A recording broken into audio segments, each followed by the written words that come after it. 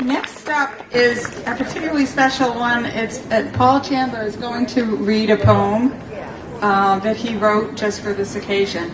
So since it is so late, I've also asked him if he could read that at our Tribute to Ruth night. So he's agreed to do that as well. Paul? All right, I'll keep it brief. Just going to read a short poem.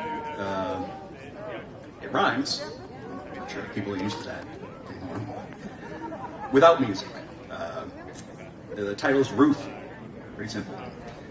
Let's say it's 1896. Adjust your clocks. Take a stroll up Hancock Street, a handful of blocks. In an antique cradle, behold, a newborn Ruth. Destiny awaits that tiny Wollaston youth.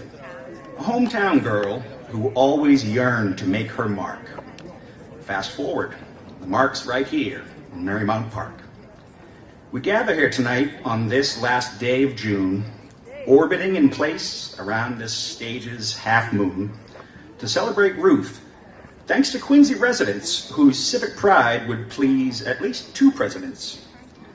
If it weren't for some friends coming to the rescue, we'd all be buried here now under dirt. It's true. That was the plan. Good citizens made it undo. What a relief. You didn't even have to sue. Thwarted erasers now take credit for the fight. To make an ass out of yourself, we all have that right. But let's return to the best parts of this story, such as Ruth's patient climb to immortal glory. A tough underdog like Rocky sipping an egg. To wish performers luck, we tell them, break a leg. Did it start with Ruth?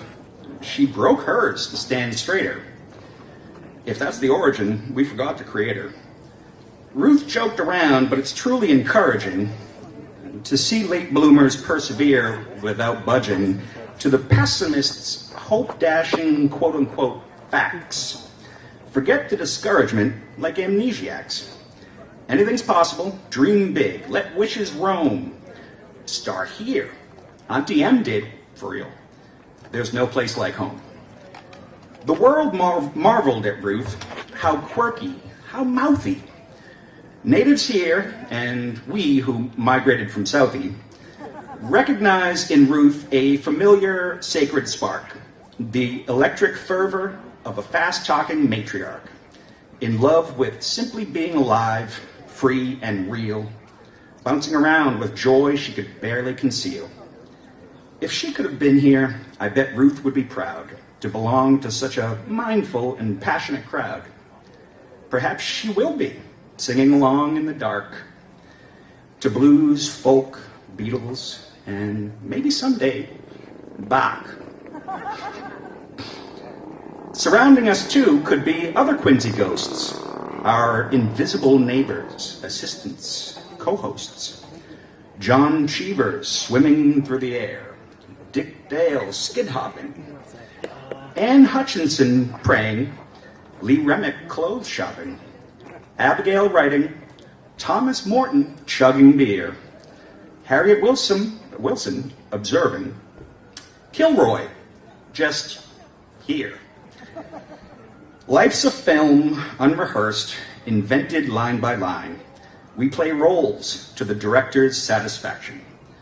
The Ruth Gordon Amphitheatre, take 39. Lights, camera, laughter, music, action. Thank you.